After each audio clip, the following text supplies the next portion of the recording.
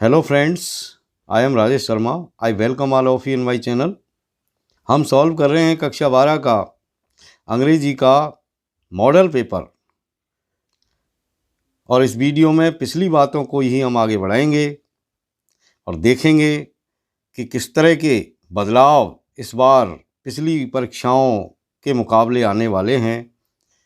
अब तक इस कड़ी में मेरे 2 वीडियो आ चुके हैं, और यदि आपने मेरे पिछले वीडियो नहीं देखे तो प्लीज़ सब्सक्राइब करें मेरा चैनल, विज़िट करें मेरा चैनल, और वहाँ आप मेरे पिछले जो वीडियो हैं वो आप देख सकते हैं। और इस पेपर में हम आगे बढ़ेंगे और सॉल्व करेंगे इस पेपर को, और देखेंगे कि क्या क्या और नई बात। और मैं आपको भरोसा दिलाता हूँ कि यदि आप इसी तरह मेरे चैनल से जुड़े रहे, बने रहे मेरे साथ, तो निश्चित रूप से आप 90+ मार्क्स प्राप्त करने वाले हैं। तो आइए शुरू करते हैं सेक्शन सी। तो आज हम सेक्शन सी सॉल्व करेंगे, और ये रहा आपका question number 20। Read the extract given below and answer the questions that follow. यानी नीचे दिए हुए अवतरण को आपको पढ़ना है और उसके जो क्वेश्चंस हैं उनके आंसर आपको लिखने हैं। तो सबसे पहले हम देखते हैं कि क्या अवतरण यहाँ पर दिया गया है आपके लिए। Then a soldier full of strange oaths and bearded like the part, zealous in honor, sudden and quick in quarrel, seeking bubble reputation, even in the cannon's mouth।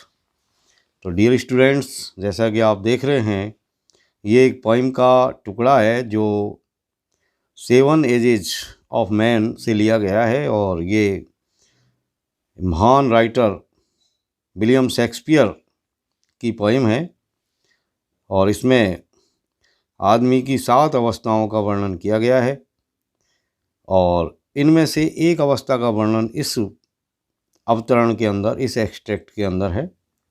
Then a soldier, यहाँ पर आदमी की soldier वाली जो अवस्था है उसका यहाँ पर कवि ने बेहतरीन डिस्क्रिप्शन दिया है कि आदमी जब सोल्जर की भूमिका निभाता है और अजीब अजीब तरह की जो है सफ्तें जो है लेता है वो, और एक पार्ड की तरह जो है दाढ़ी रखता है, और अपने सम्मान के लिए हमेशा दूसरों से जेलस रहता है, ईर्ष्या रखता है, और तुरंत ही अचानक से ही उसको गुस्सा आता है, लड़ने लगता है, जो है मामूली बबल रेपुटेशन के लिए, यानी क्षणभंगुर जो है रेपुटेशन के लिए तुरंत गुस्से में भर जाता है, और इस तरह गुस्से में भर करके अपनी रेपुटेशन के लिए तोप के मुंह में भी बैठने को तैयार रहता है। तो डियर स्टूडेंट्स, अब हम देखेंगे इसका question number A. How does a soldier play his part in this age. यानी इस अवस्था में व्यक्ति जो है किस तरह सोल्जर का पार्ट प्ले करता है। तो डियर स्टूडेंट्स, ये रहा आपका आंसर। यानी सोल्जर का पार्ट किस तरह इस अवस्था में व्यक्ति प्ले करता है। तो देखिए, ये इस तरीके से हम इसको कह सकते हैं कि soldier often uses offensive words.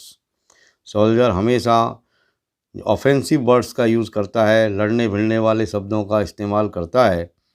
He jealous in the matter of honour, और सम्मान के मामले में वो हमेशा जो है दूसरों से ईर्ष्या रखता है।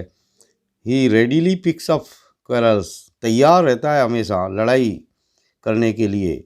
ही is ready to die to seek bubble reputation, और छोटी सी रेपुटेशन प्राप्त करने के लिए वो हमेशा जो है मरने को भी तैयार रहता है, यानी कैनन के मुंह में भी बैठने को तैयार रहता है। तो इस तरह आपको ये जो क्वेश्चन आपका आएगा, इस क्वेश्चन के अंदर आपको एक कविता मिलेगी, एक पोइम मिलेगी, और उस पोइम में से जो है आपको दिए हुए क्वेश्चंस का जो है आंसर देना है। अब देखते हैं हम next question, question number B. Why is a soldier ready even to go in cannon's mouth. यानी सोल्जर जो है कैनन के मुंह में भी बैठने को तैयार क्यों रहता है? तो ये देखिए आपका आंसर, ये बी का आंसर रहा आपका। बी क्वेश्चन नंबर 20 का बी सेक्शन, क्वेश्चन नंबर 20 का ये बी वाला क्वेश्चन और उसका आंसर ये यहाँ पर है। A soldier is ready even to go in cannon's mouth, यानी सोल्जर जो है हमेशा कैनन के मुंह में जाने को भी तैयार रहता है। Because he is jealous in the matter of honour, क्योंकि वो ऑनर के मामले में हमेशा ईर्ष्यालु बना रहता है। He is ready to die to seek bubble reputation, क्षणभंगुर प्रतिष्ठा के लिए वो हमेशा तैयार रहता है, मरने के लिए भी। तो आप देखिए इसका नेक्स्ट क्वेश्चन। और डियर स्टूडेंट्स, ये रहा आपका next question, question number C, write the name of the poem. यहाँ पर सिर्फ इस क्वेश्चन में आपसे सिर्फ पोएम का नाम पूछा गया है। तो डियर स्टूडेंट्स, आपने देखा कि इस पोएम के अंदर ये 4 नंबर की पोएम आती है और अथवा में आपको एक दूसरी पोएम का टुकड़ा आपको दिया जाता है। तो दोनों में से किसी भी एक पोएम को आपको सॉल्व करनी है और नीचे दिए हुए क्वेश्चंस के आपको आंसर करने हैं। 2 क्वेश्चन 1.5 नंबर के और 1 क्वेश्चन 1 नंबर का इसमें आता है। तो ये आपका सी वाला क्वेश्चन है, right the name of the poem, poem का नाम लिखिए। तो आपको तैयार रहना है, सारी जितनी भी आपकी पोएम है उन पोएम्स के नाम और उनके राइटर्स के नाम आपको याद होने चाहिए, फिर आपको किसी तरह की भी समस्या नहीं आने वाली। तो ये रहा आपका आंसर। तो ये रहा आपका क्वेश्चन नंबर 20 सी। तो आपसे पूछा गया था पोएम का नाम, तो पोएम का नाम है द 7 एजेस ऑफ मैन, यानी मानव की, द 7 एजेस ऑफ मैन यानी आदमी की 7 अवस्थाएं। अब हम देखेंगे नेक्स्ट क्वेश्चन, और नेक्स्ट क्वेश्चन में आपके जो हम 20 वाला क्वेश्चन सॉल्व कर रहे थे उसमें ये अथवा वाला भी एक और में भी ये एक पोएम का टुकड़ा है। तो आपको या तो ऊपर वाली पोएम या फिर ये नीचे वाली पोएम में से एक पोएम आपको सॉल्व करनी है। तो हम तो दोनों ही करेंगे, यहाँ पर मैं आपको समझा रहा हूँ, इसलिए पूरे पेपर, अब चूंकि मैं तो आपको यहाँ पर पूरा पेपर सॉल्व करवाने वाला हूँ इसलिए सारी चीज़ें ही बताऊँगा, लेकिन आप ध्यान रखें आपको तो परीक्षा में सिर्फ एक ही करना है। तो यहाँ पर देखिए आप, ये पोएम है आपकी, hob makes life go on, life is derivative of the function called hop. Hop is the prime excellence right from the day one is born. यहाँ पर हॉप नाम की कविता में से, हॉप नाम की पोएम में से ये एक्सट्रैक्ट लिया गया है और यहाँ पर भी आपको इससे कंसर्न्ड जो ये क्वेश्चन नीचे दे रखे हैं ए से लेकर के सी तक, इनके आपको आंसर देने हैं। तो यहाँ पर आप देख रहे हैं कि ये question number A, what is the importance of hope in life, यानी लाइफ के अंदर होप की क्या इम्पोर्टेंस है, यानी आशा का हमारे जीवन में क्या महत्व है। तो ये रहा आपका क्वेश्चन, ये आपका आंसर यहाँ पर इस तरह होता है, hope gives pace to life, यानी होप जो है जीवन में गति देता है, यानी आशा से ही जीवन आगे बढ़ता है। Life goes on just because of hope, क्योंकि हमारा जीवन हॉप के कारण ही आगे बढ़ता है। यदि हम हॉप करते हैं यानी इच्छा रखते हैं, आशा रखते हैं, और आशा पूरी होने के लिए ही हमारा जीवन आगे बढ़ता चला जाता है, तो हम कह सकते हैं कि hope gives space to life, यानी हॉप हमारे जीवन को गति देता है। लाइफ गोज ऑन, लाइफ आगे बढ़ती है just because of hop, hop के कारण ही। अब हम देखते हैं इसमें से नेक्स्ट क्वेश्चन, और ये 20 का ये नेक्स्ट क्वेश्चन बी, और ये 20 का next question B, what is the prime excellence, prime excellence क्या है। तो ये रहा आपका इसका आंसर,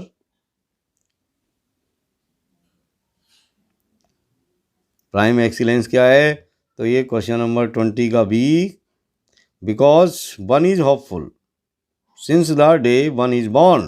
तो इसका आंसर ये हुआ, बिकॉज वन इज होपफुल, क्योंकि एक व्यक्ति आशा से भरा हुआ है, since the day one is born, जिस दिन से वो पैदा हुआ है, कहने का मतलब जब से आदमी पैदा होता है वो आशा से भरा रहता है, यानी कामनाओं से भरा रहता है, और यही प्राइम एक्सीलेंस होता है। और अब आइए आप क्वेश्चन नंबर 20 का सी। तो क्वेश्चन नंबर 20 का सी आपका ये रहा, क्वेश्चन नंबर 20 का C, what does hope make, what does hope, यानी जो आशा है वो क्या बनाती है, क्या मेक करती है, क्या चीज़ बनाती है, यानी आशा से किस तरह की चीज़ों का निर्माण होता है। तो आप देखिए ये आपका क्वेश्चन नंबर सी का आंसर यहाँ पर है। Hope makes us feel freshness, यानी आशा ही हमको ताजगी महसूस कराती है, and warmth of days ahead, और आगे आगे जो आने वाले दिन हैं उनकी गर्मी और उनकी ताजगी का एहसास कराती है।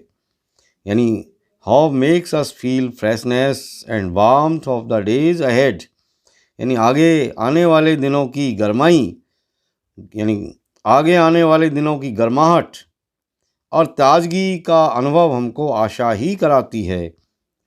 तो आशा के कारण ही हम आगामी दिनों की गरमाई या गर्माहट और उसकी फ्रेशनेस को फील करते हैं। तो डियर स्टूडेंट्स, अब देखेंगे हम नेक्स्ट क्वेश्चन, और ये है आपका next question number 21 to 22। Answer the following questions in about 60 to 80 words each. प्रत्येक क्वेश्चन का उत्तर आपको 60 से 80 सब सीमा में देना है, और ये आपके क्वेश्चन 4 मार्क्स के हैं। तो यहाँ पर हम देख रहे हैं ये क्वेश्चन 21, और 21 में आप देख रहे हैं कि यहाँ पर भी आपको 2 ऑप्शन मिले हुए हैं, अथवा में 2 क्वेश्चन आए हैं, उनमें से कोई सा एक करना है। तो चलिए हम पहला वाला करते हैं।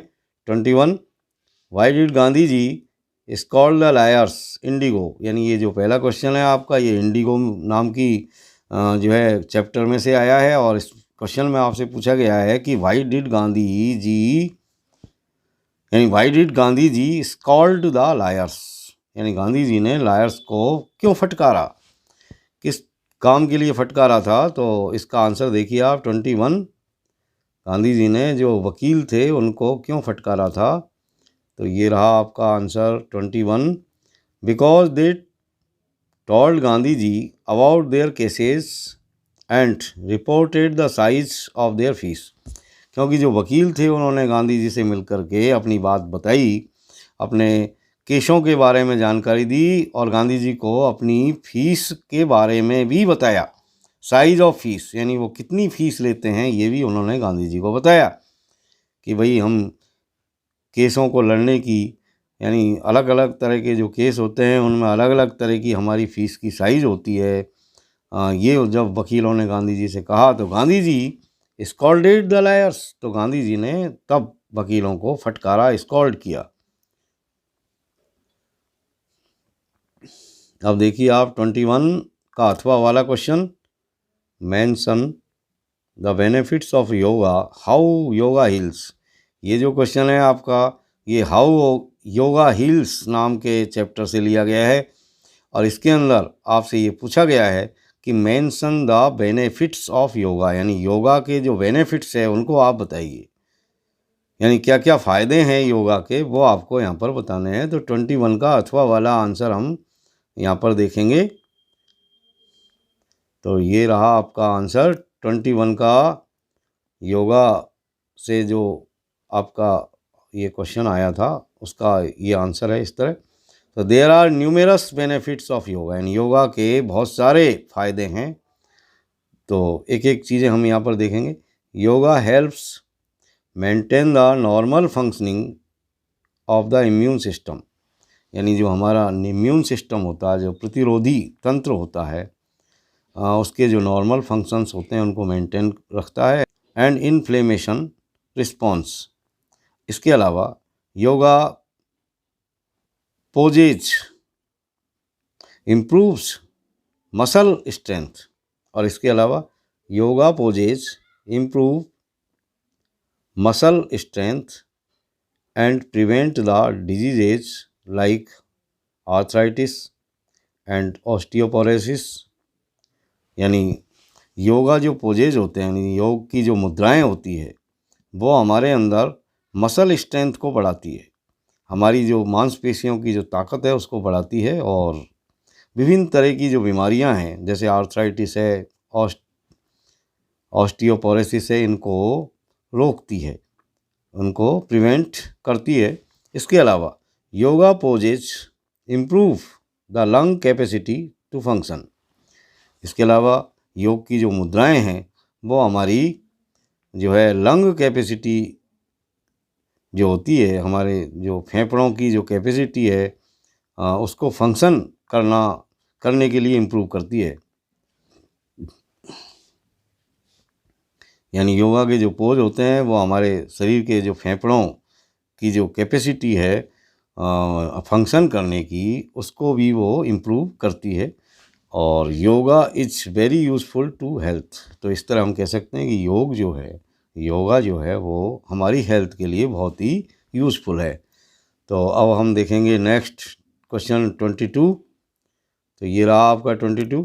तो यहाँ 22 के अंदर भी यहाँ पर हम देखते हैं कि ये दो यहाँ पर क्वेश्चन आपको दिए गए हैं, अथवा भी है इसमें। और पहला हम इसमें देखेंगे 22 वाला, describe how Douglas tried to save himself from drowning. यहाँ पर आपको ये बताना है कि आप वर्णन कीजिए कि किस तरह डगलस ने कोशिश की अपने आप को डूबने से बचाने की। और ये जो क्वेश्चन आया वो डीप वाटर नाम के और ये जो क्वेश्चन आया ये आपके डीप वाटर नाम के चैप्टर से आया है। और यहाँ पर हम देख रहे हैं कि ये क्वेश्चन भी 4 मार्क्स के हैं। यानी यहाँ पर भी आपको 22 में से 2 ऑप्शन आपको मिले हुए हैं, या तो आप ऊपर वाला करें या नीचे वाला करें। और प्रत्येक जो क्वेश्चन है वो 4 अंकों का है। तो हम पहले 22 का आंसर देखते हैं। तो ये रहा आपका 22 का आंसर। यानी डगलस ने किस तरह कोशिश की अपने आप को डूबने से बचाने की। तो while going down into the water, यानी जब डगलस डूब रहा था और पानी में नीचे की तरफ जा रहा था, तो ही मेड ए प्लान, तो उसने एक योजना बनाई नीचे जाते वक्त। That as his feet hit the bottom, यानी उसने ये सोचा कि जैसे ही उसके पैर नीचे पानी की तली में जाकर के टकराएंगे तो he would make a big jump. तो उसने ये विचार किया कि वो नीचे टकराते ही ज़ोर से ऊपर की तरफ उछलेगा, कम टू द सरफेस, और इस तरह उछलने से जो है वो पानी की सतह पर आ जाएगा।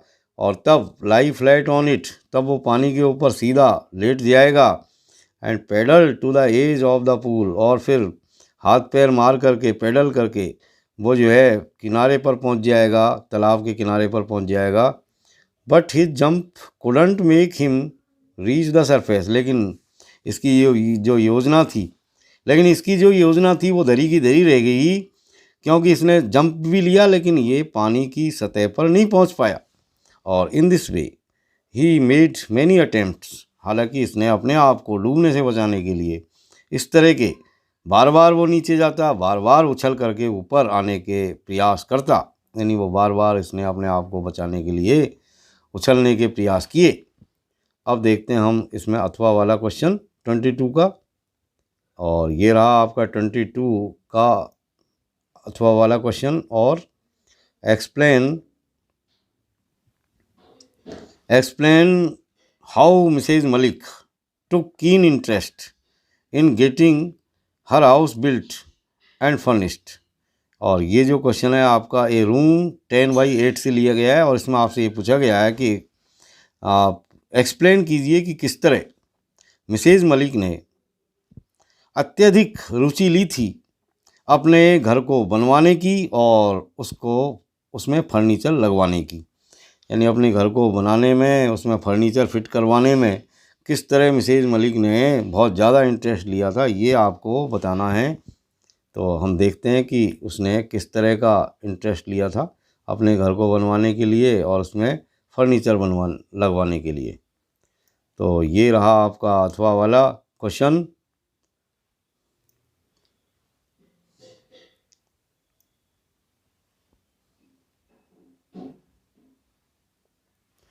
Because Mrs Malik supervised every detail, क्योंकि मिसेज मलिक ने जब घर बन रहा था तो उसकी हर छोटी मोटी जो डिटेल थी उनको खुद ने ही सुपरवाइज किया, निरीक्षण करती थी वो।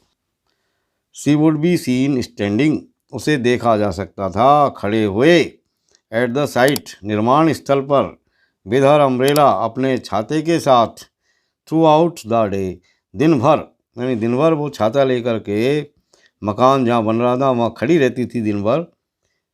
Eight times she gave a hand to the masons, और कभी कभी तो वो अब मिस्त्रियों की भी सहायता करती, एंड अदर्स, और दूसरे मजदूरों की भी सहायता करती थी।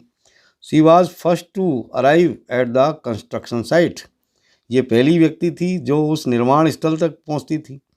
And left after every one had gone away, और हर कोई जब वहाँ से चला जाता तो सबके बाद में ये वहाँ से आती। और इसके अलावा मिसेज मलिक इंसिस्टेड, यानी मिसेज मलिक ने इस बात पर भी जोर दिया that she would have new furniture made her house, यानी इस बात पर भी मिसेज मलिक ने जोर दिया कि वो अपने नए घर के लिए नया फर्नीचर बनवाएगी। तो डियर स्टूडेंट्स, अब हम देखते हैं नेक्स्ट क्वेश्चन, और ये रहा आपका नेक्स्ट क्वेश्चन, क्वेश्चन नंबर 23। ये आपका question number 23।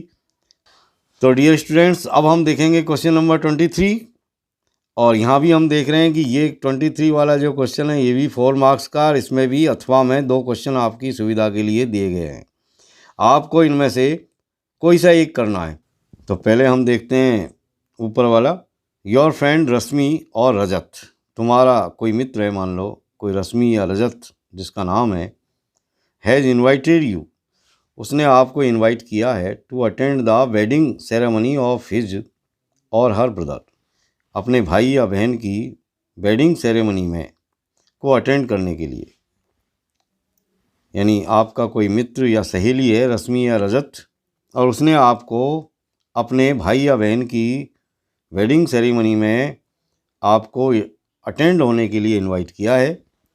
Right an informal reply, अब आपको क्या करना है, राइट एन इनफॉर्मल रिप्लाई, आपको इनफॉर्मल रिप्लाई देनी है expressing your inability to attend the ceremony, कि आप भाई उस सेरेमनी में अटेंड होने में असमर्थ हैं, ड्यू टू अनअवॉइडेबल रीजन्स, कुछ अनअवॉइडेबल रीजन्स के कारण, और ये वर्ड लिमिट है 50 वर्ड्स की। तो यहाँ पर आपको एक इनफॉर्मल रिप्लाई देनी है, और आपको अपनी इनएबिलिटी शो करनी है कि भाई मैं इस फंक्शन में, इस सेरेमनी में उपस्थित नहीं हो सकता।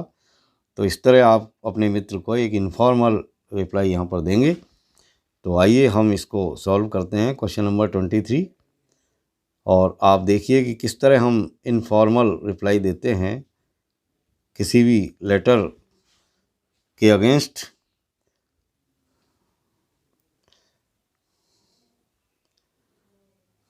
तो डियर स्टूडेंट्स, जब भी इस तरह की इनफॉर्मल रिप्लाई देनी हो तो जो बेसिक चीज़ें हैं लेटर राइटिंग की वो यहाँ भी हम फॉलो करेंगे। यानी सबसे पहले हम सेल्फ एड्रेस लिखेंगे, उसके बाद में डेट डालेंगे। यदि कोई सेल्फ एड्रेस आ रहा है तो वो आप यहाँ पर लिखिए।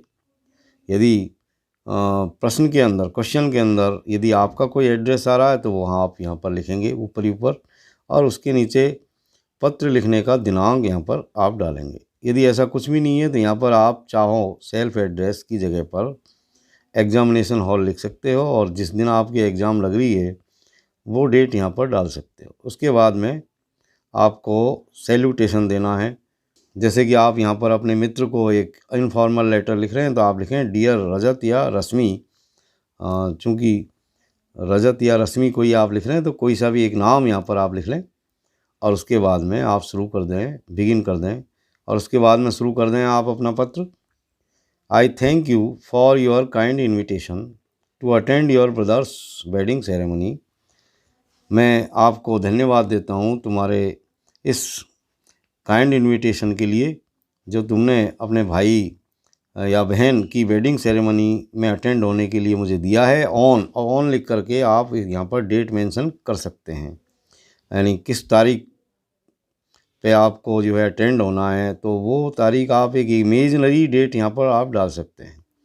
यहाँ आपने जो डेट डाली है उससे अगली वाली डेट यहाँ पर डालें। I wanted to be with you on this happy occasion, यानी मैं इस हैप्पी ओकेजन में, इस खुशी के अवसर पर मैं आपके साथ रहना चाहता था, बट रिग्रेट, लेकिन मुझे खेद है, but regret the inability to attend the ceremony, लेकिन मुझे खेद है कि मैं आपकी सेरेमनी को अटेंड नहीं कर सकता due to some unavoidable reasons, कुछ अनअवॉइडेबल रीजंस के कारण। आगे आप लिखिए, please convey my best wishes to the wedding couple.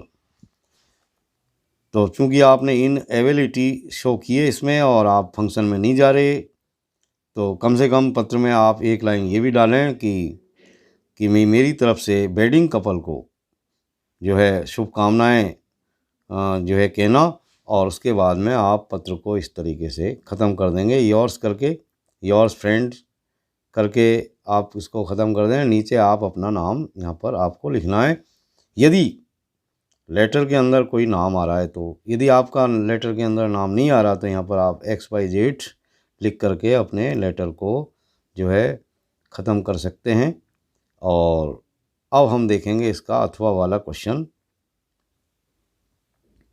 तो ये रहा आपका अथवा वाला। अथवा में आपके आया है, your school is going to publish its 25th annual magazine, यानी तुम्हारा विद्यालय 25वीं वार्षिक पत्रिका पब्लिश करने जा रहा है, छपवाने जा रहा है नेक्स्ट मंथ, अगले महीने।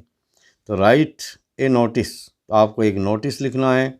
Inviting the articles from students, यानी विद्यार्थियों से उनके लेख प्राप्त करने के लिए। और यहाँ पर जो आपकी वर्ड लिमिट है वो 50 वर्ड्स की, यानी इस क्वेश्चन के अंदर आपसे, यानी इस क्वेश्चन में आपसे एक नोटिस जो है लिखवाया जा रहा है। तो अब नोटिस कैसे हम लिखेंगे, तो ये आप देखिए हमको किस तरह नोटिस लिखना चाहिए। तो ये रहा आपका क्वेश्चन नंबर 23 का अथवा वाला आंसर। तो इस तरह एक बॉक्स आपको बनाना है और उसमें सबसे पहले नोटिस जिस संस्था की तरफ से जारी किया गया है उस संस्था का नाम आपको ऊपर लिखना है, बड़े कैपिटल लेटर्स के अंदर। ध्यान रहे बच्चों, जब भी हम नोटिस लिखेंगे तो नोटिस जिस संस्था की तरफ से जारी होता है उस इंस्टीट्यूट या संस्था का नाम हम ऊपर लिखेंगे। जैसे यहाँ पर लिखा है आपने कि गवर्नमेंट सीनियर सेकेंडरी स्कूल, और यहाँ पर आप पत्र में जो भी स्कूल का नाम आ रहा है वो लिख दें, यदि नहीं आ रहा तो अपने ही स्कूल का नाम लिख दें। इसके बाद में आपको डेट डालनी है, और डेट आप अपनी जिस दिन परीक्षा हो रही है उसी दिन की आप डेट डाल दीजिए। जैसे आपकी एग्ज़ाम मान लीजिए 6 मई से या 9 मई से, जो भी है वो आप यहाँ पर लिख सकते हैं, जैसे 6 मई 2021। और यहाँ पर फिर आपको लिखना है नोटिस, ये भी कैपिटल लेटर में लिखना है। और नोटिस का एक छोटा सा आपको टाइटल यहाँ पर लिखना है। तो आपने यहाँ पर ये टाइटल डाल दिया, आर्टिकल्स फॉर मैगजीन। और अब हम इस नोटिस को शुरू करेंगे। Our school is going to publish its 25th annual magazine, हमारा स्कूल 25वीं एनुअल मैगजीन प्रकाशित करने जा रहा है इन द मंथ ऑफ, कुछ भी यहाँ पर आप कोई भी एक इमेजनरी महीने का नाम लिख सकते हैं। जैसे यहाँ पर फरवरी लिख दिया गया है, जैसे यहाँ पर फरवरी लिखा गया है। In the month of February, in the month of February, तो यहाँ पर कोई ज़रूरी नहीं है कि आप महीने का नाम कुछ भी लिख सकते हैं, imaginary. All the students and staff members, तो सारे के सारे स्टूडेंट और स्टाफगण, हु आर इंटरेस्टेड, जो रुचि रखते हैं, मे सेंड देयर आर्टिकल्स, वो अपने लेखों को, अपने आर्टिकल्स को भेज सकते हैं, टू बी पब्लिश्ड, छपवाने के लिए, इन द मैगजीन, पत्रिका के अंदर, लेटेस्ट बाई 31 जनवरी 2001, यानी 2021 की जनवरी के अंत तक। और यहाँ पर लिखने वाला, यानी जो ऑथोराइज्ड सिग्नेचरी है, यानी जो भी व्यक्ति नोटिस जारी करता है वो अपने यहाँ पर हस्ताक्षर करता है। जैसे यहाँ पर लिखने वाला एक इमेजनरी नाम आप ले सकते हैं। यदि कोई संस्था है, संस्था का कोई प्रिंसिपल आपको नोटिस जारी कर रहा है तो आप उसको लिखिए। कोई कल्चरल सेक्रेटरी जारी कर रहा है तो यहाँ पर कल्चरल सेक्रेटरी लिखिए। और कोई भी एक इमेजनरी नाम यहाँ पर आप लिख सकते हैं, जैसे मैंने लिख दिया RKS एडिटर।